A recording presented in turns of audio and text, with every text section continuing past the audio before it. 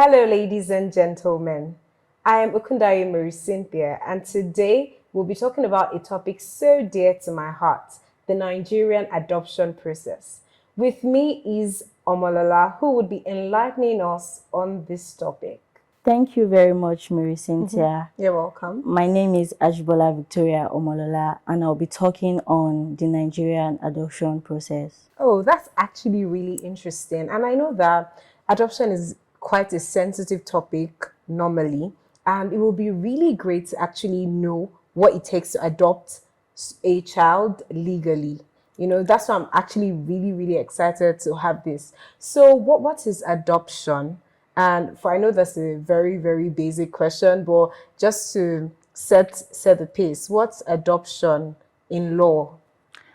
Generally, adoption is the process whereby the legal relationship between a child and his or her biological parent is terminated, and that same relationship is established between that child and a third party or another person. Oh, okay. I think that's a very clear definition. Thank you very much for that. So, are there different types of adoption that we have, and who can adopt this child? Is it only a child that can be adopted in the first place? Yeah, we have types of adoption. We have the customary adoption and the statutory adoption. Oh, nice. Customary adoption may be formal or informal. Customary adoption may be formal in the sense where the family of the the child that will be adopted meets with the adopter, like that is the people that wants to adopt the child. And it may be informal, where any relative of the child just take the child into his family and treat that child just like his own. While the so sorry to cut you short. So you're saying basically that there is no need for any formal exchange of agreements, nothing. Yeah, that's why it's informal, because it's the family member that is taking the child into the family. But statutory adoption, it has to be legal. It's just like the legal way to adopt a child in a country. Yeah, well, I mean, the customary adoption is quite straightforward, but it's the statutory adoption that I think there might be, I believe that there might be, processes that has to do with that. So I want to know if the statutes that govern, adoption, if any, stipulates who can be adopted, who can adopt, and things like that. So, so that we can understand what the statutes provide. First of all, let me first say that we have laws governing adoption, and the primary law that governs adoption is the Child Rights Act. And the Child Rights Act sets out the provisions, who may adopt, who may be adopted, and other applications that needs to be made before adoption.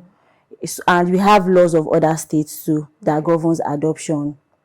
So according to the Child Rights Act, there are categories of people that may adopt a child, and we have a married couple.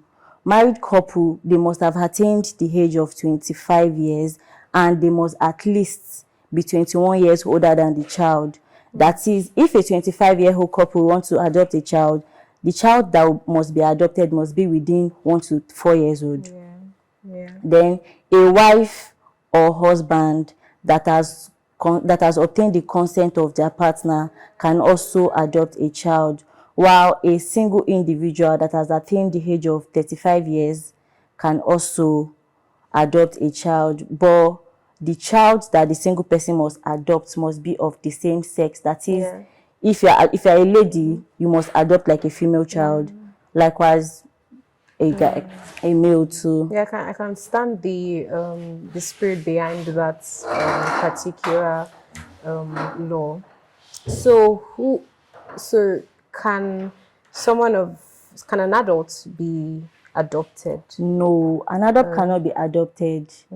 It is only an infant, like a juvenile, that can be adopted, and different states provides a particular age that a juvenile can be adopted. Just like Lagos State, Ogun State, they define a juvenile as a child that has attained the age of 17 years, while like Edo State laws, River State laws state that a juvenile must be 18 years. Well, yeah, that's pretty much understood. So, what are the steps to adopt a child legally?